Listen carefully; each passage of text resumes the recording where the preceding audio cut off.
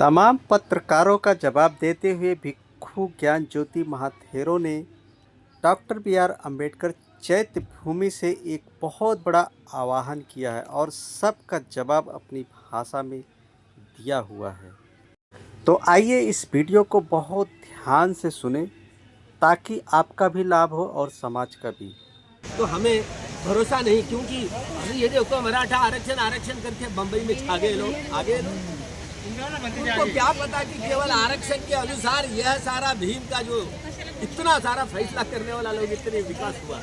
अरे आरक्षण नहीं बाबा, ये तो बुद्ध धम्म यह क्रांति है, मनुष्य को जड़ से बदलने वाला ज्ञान है, संबोधि ज्ञान है। संबोधि ज्ञान से ही टूटे हुए मनुष्य को जोड़ा जा सकता है। इसलिए बुद्ध धम्म यह क्रांति है, ब्राह्मणवाद प्रतिक्रांति है। महायानी लोग ग्रामीणवाद के शिकार हो गए हैं। भगवान बुद्ध का 9वां विष्णु का अवतार हमारे मोहन मामा जी है ना भागवत, वो दलाई लामा जी दूध चढ़ा करके उनके मुंह से भगवान बुद्ध विष्णु का 9वां अवतार ऐसे कहवा लेते। वो क्या लड़ाई कर पाएंगे, समझौता करेंगे। भविष्य में क्या होगा क्या नहीं होगा इन पर मैं बोलना नहीं चाहता, लेकिन जो लड़ाई करे, ये हमारे 32 साल का युवा है ना हमारे सामने, तो हम बूढ़े हो गए, हम केवल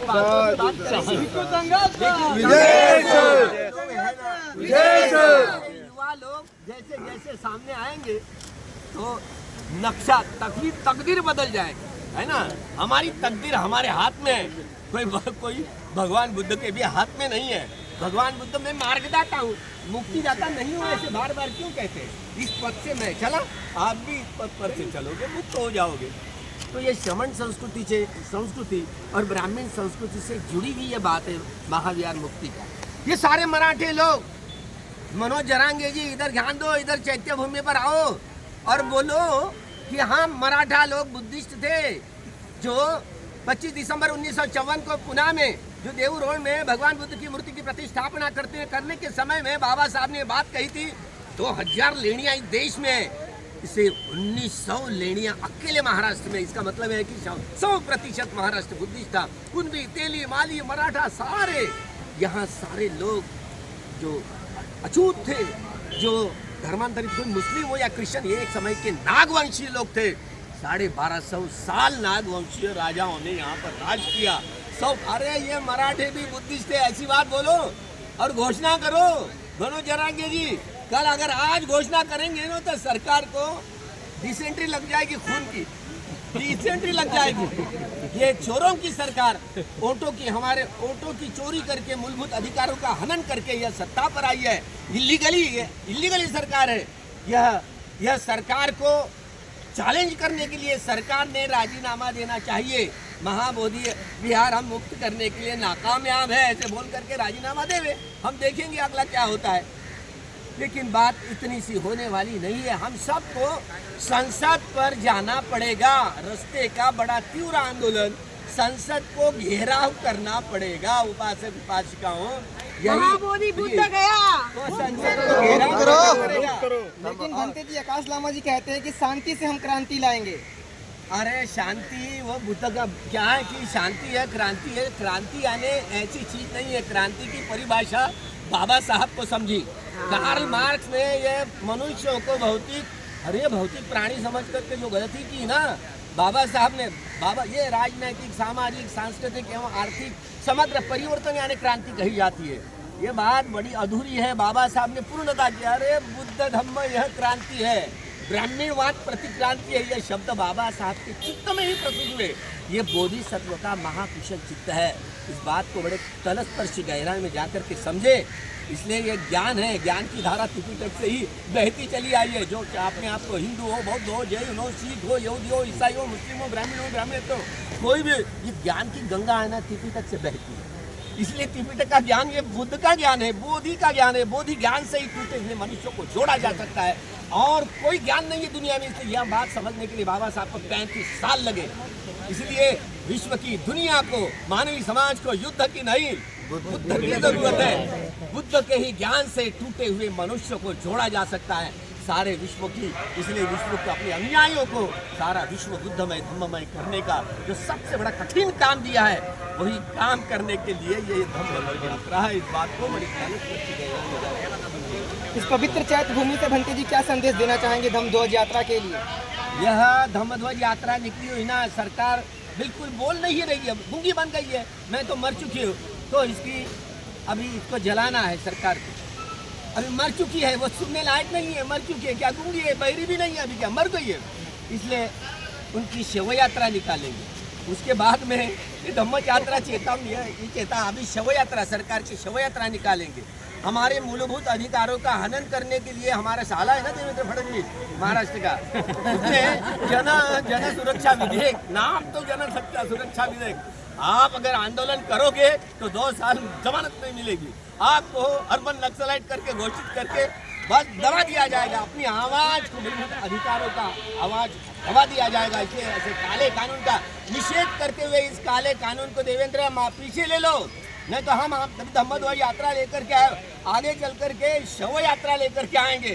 चाहे देवेंद्र फडणवीस की हो, नरेंद्र मोदी जी की हो, रो अम्बेडकर एक ही बोलने वाले, वो तड़ीपार हो, चाहे वो वोटिंग का चोरी करने वाला महाचोर हो, यह चौकीदार हो, या वो फेक चौकीदार है, यहाँ का तड़ीपार हो, तो सबकी शव यात्रा निकाल करके हम फिर से आगे बढ़ेंगे। तो इस सरकार नृत्य सरकार को हम सारी शव यात्रा निकाल करके इनका बंदोबस्त, इनको उतार देंगे, निश्चित रूप से उतार देंगे। ये हमारा एक वोट, जो एक व्यक्ति एक मत एक मूल्य, 1 वोट 1 वैल्यू, ये जो बात है ना बाबा साहब ने, कोई भी व्यक्ति हो, इस देश के नागरिक हो, बड़े सावधान से सुनियो। जो हम जन संवाद, आप चाहे जिस संगठनों के लोग हो, चाहे हिंदू हो, बुद्धिस्ट, जैन हो, सिख हो, ईसाई हो, अल्पसंख्यक हो, किसी संप्रदाय के लोग हो, लेकिन यहाँ युवाओं को, महिलाओं पर अन्याय अत्याचार करने वाला यह सरकार, यह करने वाली है सरकार, इसको खींचने के लिए, पांचतार करने के लिए यह धम्म ध्वज यात्रा ये सुनती ही नहीं, ना महिलाओं के सवाल को सुनती है, ना युवाओं को सवाल के सुनती है। हमारे देवेंद्र फडणवीस ने किसानों को बड़ा वादा दिया था, हम आपको कर्ज मुक्ति करेंगे, अब वो तो कर्ज मुक्ति की बात ही नहीं करते। तो पाई उतारो, सीधा आश्वासन दिया था ना, तो फेक निकला ना, तो फेक मुख्यमंत्री, फेक प्रधानमंत्री, सारा फेक संस्था, ये इलीगली वोटिंग की चोरी कर करके यहाँ ईवीएम लाद करके हमारा मूलभूत अधिकारों का जो हनन किया गया, कहीं पर भी बटन दबाओ, चलिए कमला बाई पर, तो ऐसी बात है। तो इसीलिए यह आंदोलन सर्वमुखी हो, यह किसानों का, युवाओं का, महिलाओं का, दबे हुए कुचले लोगों का आंदोलन, ये महाविहार मुक्ति आंदोलन है। महाविहार मुक्ति आंदोलन ये शमन संस्कृति का आंदोलन है, जगाने के लिए धम्म ध्वज यात्रा निकली है। आओ सारे मराठो लोग, आपने बुद्धिस्ट थे, घोषणा करिए बाबा साहब जागे, बोधिसत्व को पहचाने, अगर बांध लो, ऐसे आने वाला है ये दौर, मराठे भी यहाँ के घोषणा करेंगे, धर्मांतरण करेंगे, हमको संभालना बहुत कठिन हो जाएगा, होने वाला है, ये चीज सारी होने वाली है। सरकार की भी ये मौत है ना, मौत यात्रा, अभी उनकी प्रेत यात्रा भी निकलेंगे। यह धम्म ध्वज यात्रा जगाने के लिए सारे ब्राह्मणेतर जो एक काल के जो सारे नागवंशी लोग थे, नागवंशी को फिर से उनका इतिहास जगाने के लिए यह धम्म ध्वज यात्रा निकली है। सभी स्वागत करें और अपने जो विरासत है श्रमण संस्कृति वो जाने। इसीलिए धर्मांतर, सारे जाति उपजातियों में जो सारा समाज बढ़ गया था, हमारे बृहद्रथ जो मौर्य राजा, आखिरी के 10वां राजा, जिनकी कपट नीति से हत्या करके पुष्यमित्र सिंह द्वारा जो ब्राह्मणवाद निषिद्ध किया गया, मनुस्मृति का कानून बना दिया, बाबा साहब ने मनुस्मृति को जला करके भगवान बुद्ध का जनतंत्र इस देश को बहाल किया। बाबा साहब के इस पुतले पर इस देश के नागरिक को अपने सर कटवा करके रखे तो बाबा साहब के ऋण से मुक्त नहीं हो सकते हैं। तो इसलिए बाबा साहब के ऋण को मुक्त हो, ऋण से मुक्त होना है तो इतिहास को जानो, पहचानो और इतिहास को बनाने में बड़ी सक्षमता पावे। यह धम्म ध्वज यात्रा इसीलिए आ रही है, आप इसी देश के इतिहास का जो हनन हुआ है, हमारी विरासत को बर्बाद किया गया है, वह विरासत मांगने की है, हमारा विरासत बचाने की यह लड़ाई है। इस शमन संस्कृति की लड़ाई में सभी संप्रदाय के सारे लोगों शामिल हो।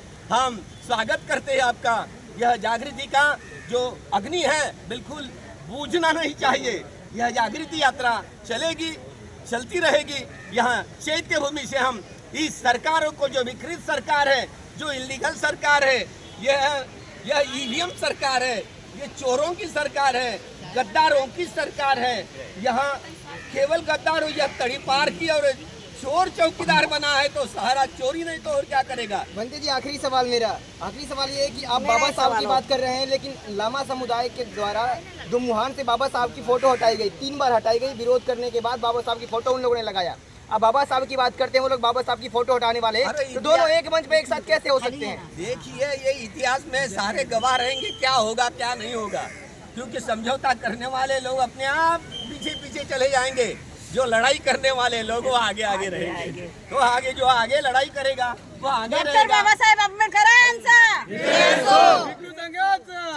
असो, भिक्खू संघाचा विजय असो, भिक्खू संघाचा विजय असो, भिक्खू संघाचा विजय असो, डॉक्टर बाबासाहेब आंबेडकरांचा विजय असो, डॉक्टर बाबासाहेब आंबेडकरांचा विजय असो, डॉक्टर बाबासाहेब आंबेडकरांचा विजय असो, अरे भिक्खू संघाचा अरे भिक्खू संघाचा विजय असो।